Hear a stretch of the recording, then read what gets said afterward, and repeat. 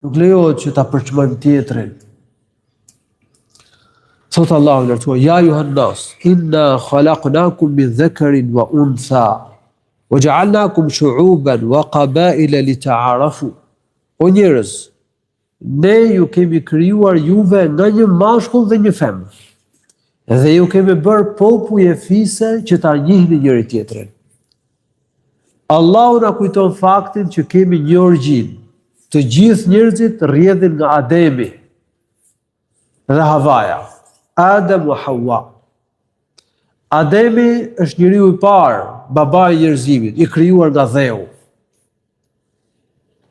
Hawaja është nëna e njerëzimit, është gruaja e parë, e cila u krijua nga Ademi alayhis salam. U krijoi Allahu nga Ademi.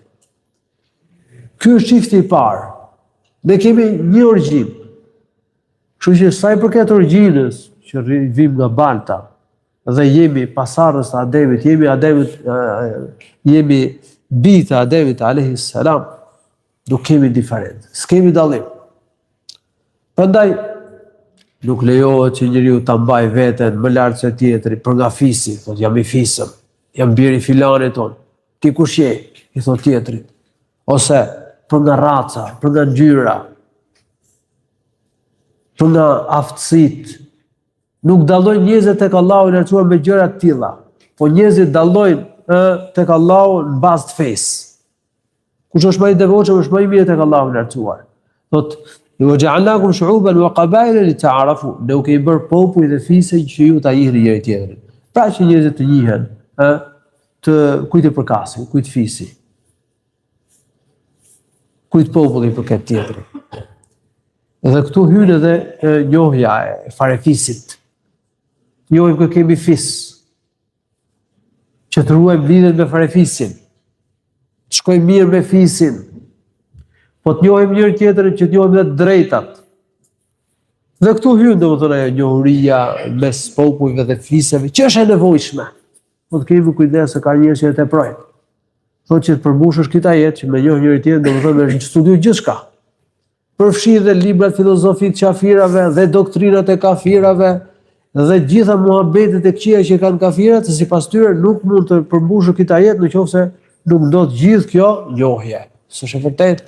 Se po të ishte kështu, sahabët bën që të merreshin me studimin e Kuranit dhe Sunetit dhe ndryshimin e realitetit të njerëzve, duke shfrytzuar një metodë të thjeshtë, të qartë, të saktë, metodë kuranore, metodë profetike, që nuk ka ndërlikime, nuk ka filozofira.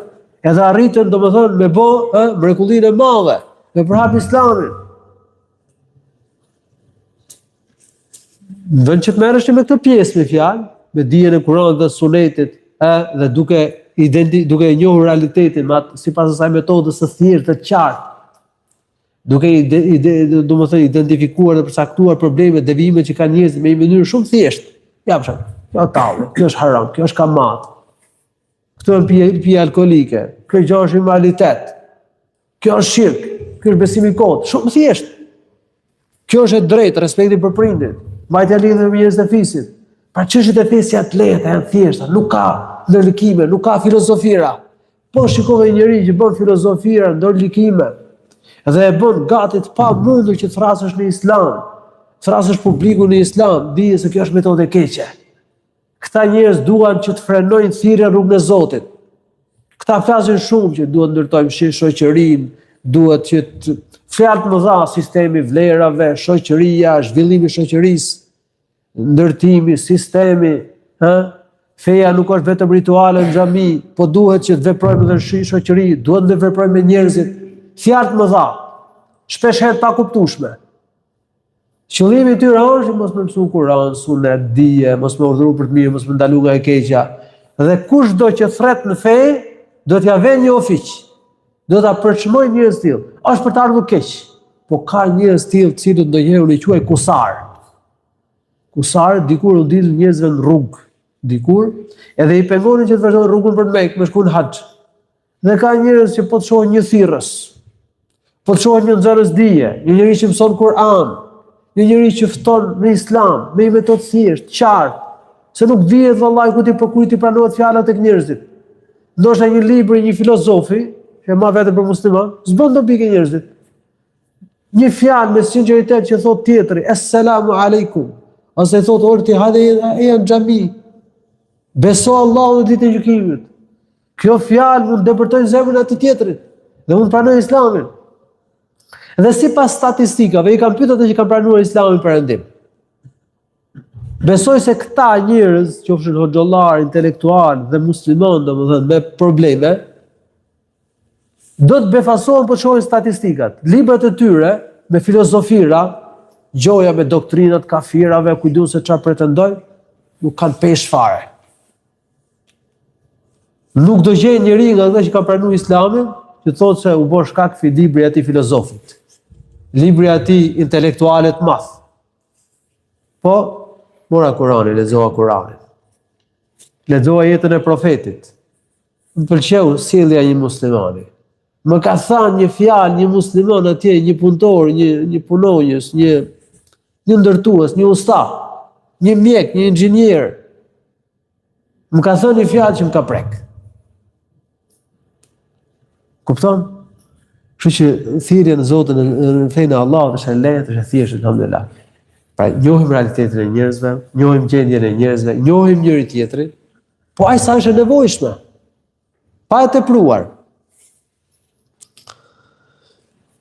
وَجَعَلْنَاكُمْ شُعُوبًا وَقَبَائِلَ لِتَعَارَفُوا إِنَّ أَكْرَمَكُمْ عِندَ اللَّهِ أَتْقَاكُمْ. Më i nderuari prej jush tek Allahu i lartësuar është më i devotshmi. Më i nderuari prej jush tek Allahu, cili është më i devotshmi. Është ai që ka frikë Zotin më shumë, që ruhet më shumë nga gjunahet, që i kryen më mirë detyrat. Ky është më i nderuari tek Allahu. Nuk ka thënë Allahu i lartësuar, më i nderuar është ai që është më i fismi. Më i nderuar është ai që i përket kësaj race apo kësaj origjine. Në kohën e xahiliyetit njerëzit mburreshin me gjëra të tilla. Unë kam më shumë pasuri, unë kam më shumë djem. Unë kam fis më të madh. Baballarët e mi janë të fisëm. Mburreshin para njëri tjetrit me gjëra të tilla. Ose e përshmonin tjetrin nga raca, nga ngjyra, nga niveli shoqëror. Nuk pranonin që të uleshin me sklevërit, me shërbëtorët, me punëtorët, me të varfërit. Paria nuk pranonte. Këtë mendësi e hodhi poshtë Islami. Gjithë vëllezër, arreshtohemi në namaz. Si i varfëri dhe i pasuri. Pa dallim, race, ngjyre, etnie, niveli. Kjo është Islami. Namaz rresht dhe bashkuar. Dhe duke na thënë profeti sallallahu alaihi wasallam, la takhtalifu, fa takhtalifu qulubukum. Mos keni diferencë rresht, bashkohuni, qëndroni mirë, që të mos prishen zemrat tuaja, sepse nëse ne ndukje nuk jemi të bashkuar, atë kjo ka ndikim edhe në përçarjen e zemrave. Edhe në haxh, një veshje burrat, barabart. Pra, Islami nuk bën diferencë dhe dallime mes njerëzve për nga paraqitja, fiziku, niveli shoqëror, raca, ngjyra, fisi, etrit, nuk ka diferenca të tilla. Por vetëm për nga devocioni fetar. Kush është më i devotshëm, ai është më i mirë tek Allahu. Inna akramakum indallahi atqakum. Më i nderuari për ju tek Allahu i lartësuar, thot Allahu, është më i devotshëm, është ai që ka frikë më shumë Allahut. Dhe këtë fjalë taqwa ne duhet ta kuptojmë mirë. Ta kuptojmë mirë, çdo të thot taqwa, taqwa do të thotë kesh frikë Allahut. Të ruhesh nga dënimi i Allahut. Si të ruhesh nga dënimi i Allahut? Duke zbatuar detyrat e fesë dhe duke ruajtur nga gjunahet. Atëherë më i miri tek Allahu kush është ai që ka frikë më shumë Allahut, që i kryen më mirë detyrat e fesë, që ruhet më shumë nga gjunahet. Ky është më i nderuar, më i lartë tek Allahu. Mund të jetë ky një i pasur, mund të jetë dhe një varfër. Mund t'i përkas ti fisi, apo ati fisi, kësaj race, apo asaj race. Kush është më i nderuar tek Allahu? Ai është. Kush është më i devotshmi? Kush ka frikë më shumë Allahut? Ai është më i devotshmi sipas këtij ajeti të Kur'anit.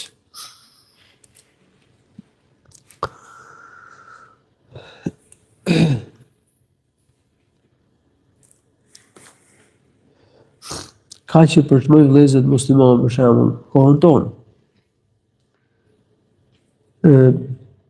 Një pjesë e vëllezërve muslimanë punojnë picier, punon postier, ka një zanat, ka një punë, këto i quajnë punë të rëndomta. Edhe i përçmojnë, ka dhe hoxhallar, ka dhe intelektual që i përçmojnë vëllezërit muslimanë që kryejnë punë të tilla. Pse tillë, pse muslimanë mbrapa, pse kështu? A thua se ne muslimanët do t'i mposhim kundërshtarët me pasuri, me shkencë, me zbulime shkencore? Sipas këtyre, nuk mundet që muslimanët të ngrihen dhe të mposhtin kundërshtarët nëse nuk kanë pasuri më shumë se ata. Nëse nuk kanë teknologji më mirë se ata. Nëse nuk bëjnë zbulime shkencore më të forta se ata. Ne u kemi bërë një pyetje. Na përmendni një zbulim shkencor që ka bërë profeti dhe shokët e tij. Një. Nuk mund të përmendni një zbulim shkencor. Padyshim që profeti dhe shokët e tij kanë shfrytzuar shkaqet, sebepet dhe njohuritë e asaj kohe, që ishte shkenca asaj kohe. Por nuk ka një argument që profeti dhe shokët e tij kishin potencial shkencor, ekonomik, ushtarak më shumë se ata. Dikush mund të thotë, a do thotë ky ligjërim e hoxh që s'duhet me i bësh shkaqet, s'duhet me pas zanate, s'duhet me pas profesione, s'duhet me pas pasuri, mos përgatitemi për përballje kundërshtarët? Jo, nuk është saktë kjo. Kjo është ekstremi tjetër. Sebepet duhen, zanatet duhen, profesionet duhen, ka njohuri shkencore të dobishme. Madje ka njohuri shkencore të cilat janë fars kifaje, por që i përmbush shteti, nuk kanë çështje individuale. Sebebet duhen. Profeti ka bërë sebebet, ka marrë armët, përgatiteshin me pasuri e kështu me radhë. Po pyetja është kjo. A kishte profeti pasuri më shumë apo kundërshtarët? Gjithë besimtarët e dinë që kundërshtarët kishin pasuri më shumë. Luftën e Bedrit. Kush ka pas më shumë armatim? Profeti apo kundërshtarët? Kundërshtarët ka pas armatim më shumë. Madje persët kanë qenë perandori shekullore. Dhe zbulime kanë bërë. Dhe njohuri kishin. Dhe përgatitje ushtarake kishin më shumë se sahabët. Sahabët i kanë thyrë në beteja. Jo me dy jolluk siç mendojnë këta njerëz. Jo se kishin, kur them jo me dy jolluk, domethënë jo se kishin një potencial dynjoje, potencial material më shumë se kundërshtarët.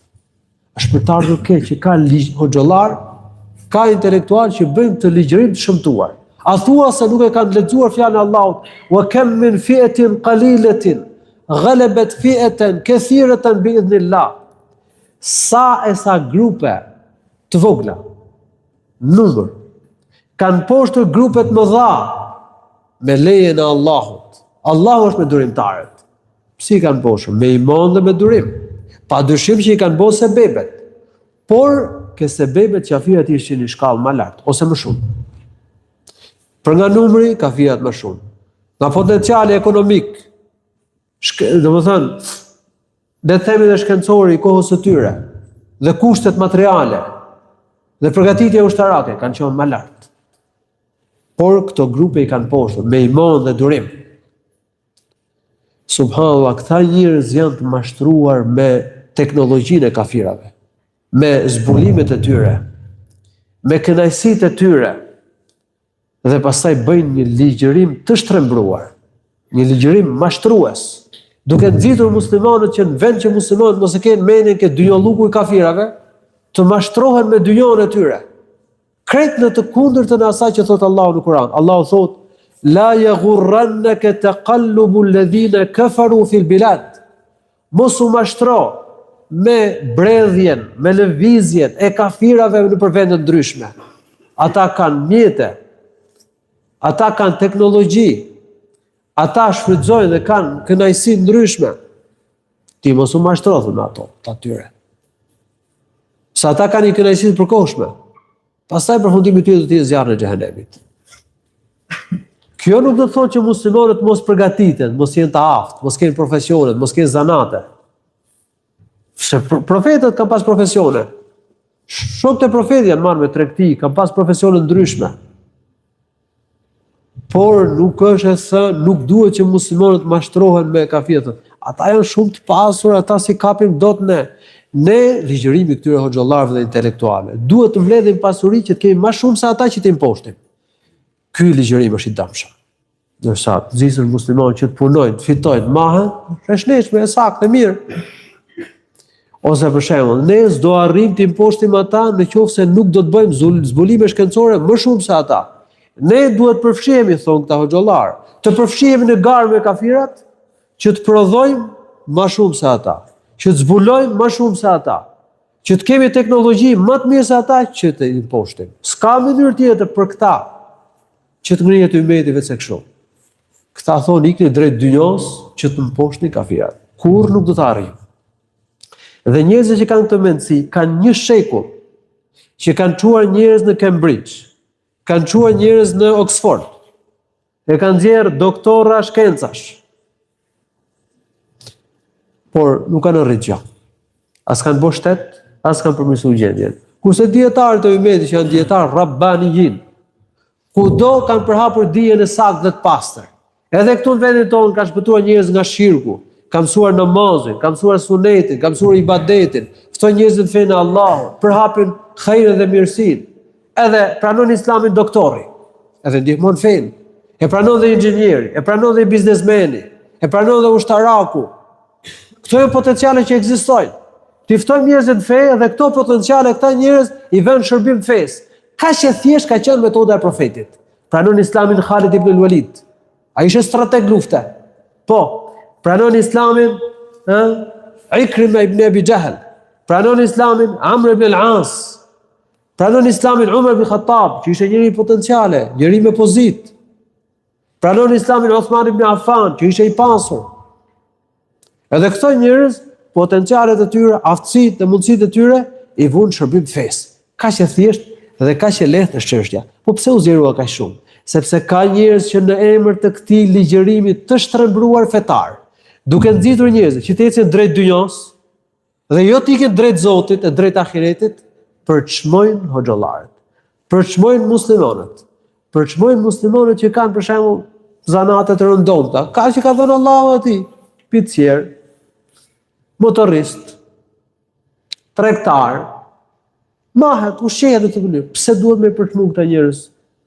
Ku e din këta njerëz se kanë një grad më të lartë tek Allahu lartuar se këta? Në vend që ti përvishet dijes fesë. Dhe një nga devijimet e tyre të mëdha është se konsiderojnë, domethënë, e konsiderojnë njohuritë e dynjos, i konsiderojnë si njohuritë e fesë, në një shkallë. Madje mund të ketë prej tyre që mendojnë se është më mirë, për ta është njëri më i rëndësishëm ai që ka studiuar në Cambridge, se sa ai që ka studiuar në Medinë.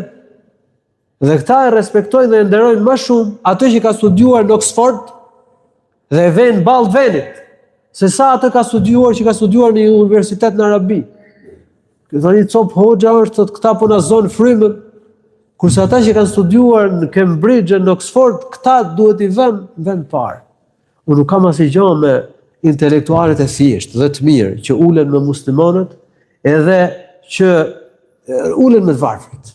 Që i duan të varfrit, siç ka thënë profeti, o Allah, wa hubbal masakin, ma mundsoj që unë t'i dua të varfrit. Ka thënë profeti kështu. Siç ka thënë Allahu në Kur'an, wasbir nafsaka ma'a alladhina yad'una rabbahum, duro duke qëndruar me ata që lutën Zotin tyre, mëngjes dhe mbrëmje. Ata që janë të varfër, janë dobët. Kështu kuptohet nga ajeti i Kuranit. Dhe janë të sinqertë, lutën Allahut mëngjes dhe mbrëmje. Pra këta që janë thjesht, dhe këta bëjnë dobi.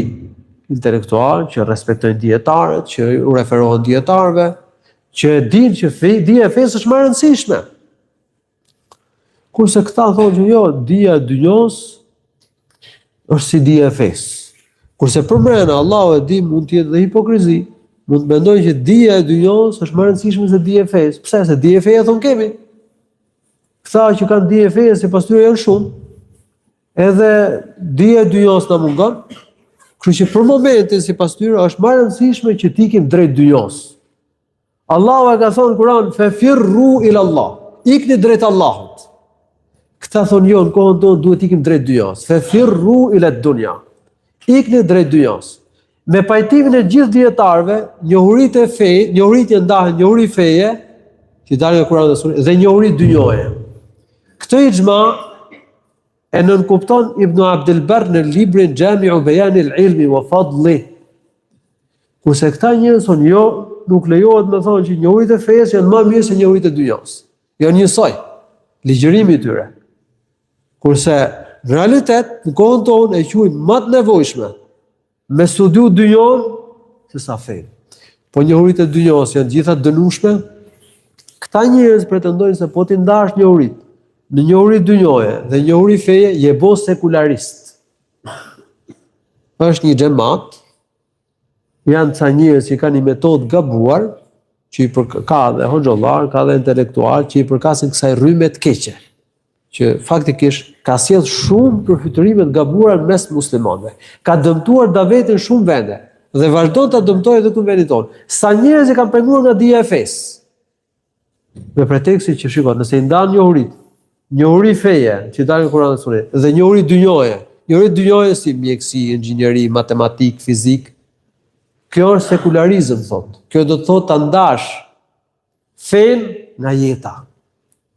Këta që kanë këtë ligjërim, thot, janë hoxhallar sekularist. Këta si puna e Ibn Bazit, Ibn Uthayminit, Albanit, këta kanë ligjërim sekularist. Kanë laicizu fen dhe thirrje thon këta njerëz. Ndërkohë që ne nuk e kemi bindjen sekulariste. Ne themi që gjitha çështjet duhet i bazojmë në fe. Dhe për gjitha çështjet e jetës, përfshi dhe çështjet politike, çështjet ekonomike, çështjet ushtarake, të drejtat, të gjitha fushat dhe sferat e jetës. Imtësisht duhet të bazohen në Kur'an dhe Sunet dhe duhet të gjykohen sipas ajeteve të Kur'anit dhe Sunet. Dhe muslimani duhet ta bëjë jetën si musliman, jo vetëm xhami, po edhe në treg, dhe në dyqan, dhe rrugë kudo. Ky është besimi i dietarëve dhe hoxhallarëve të Sunetit. Po pse ja akuzojnë? Po, pse ja akuzojnë si sekularist? Nisën nga ideja e keqe që ndarja e njohurive në njohuri feje dhe njohuri dynjoje është ndarje sekulariste. Kjo është gënjeshtër, s'është e vërtetë. Sepse profeti i ka ndarë kështu. Njohuri feje dhe njohuri dynjoje. Ka thënë entum a'lamu bi umuri dunyakum. Ju i njihni më mirë çështjet e dynjos suaj. Që do thotë se profeti njihte më mirë Kur'anin dhe Sunetin dijen e fesë, njerëzit njihnin më mirë njohuritë e dynjos.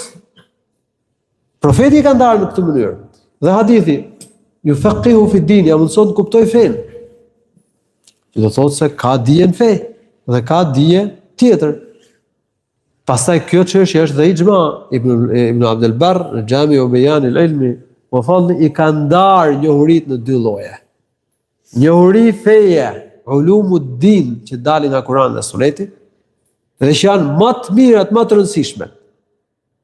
Dhe njohuri dynjoje, si mjekësia, inxhinieria dhe tjerë.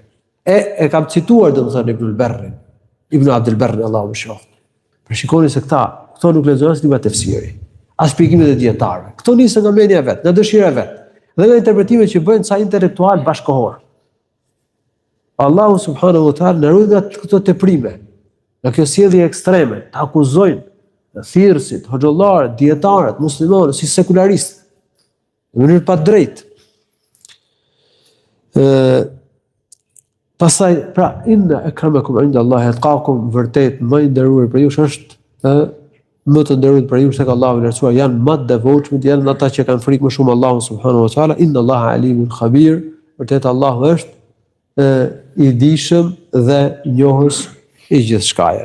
Po ndalem këtu, elus Allahu subhanahu wa taala të bëjë dobishme këtë që u shpjegova. Në mësimin tjetër inshallah taala do të shpjegojmë hadithet që ka sjell autori në këtë temë.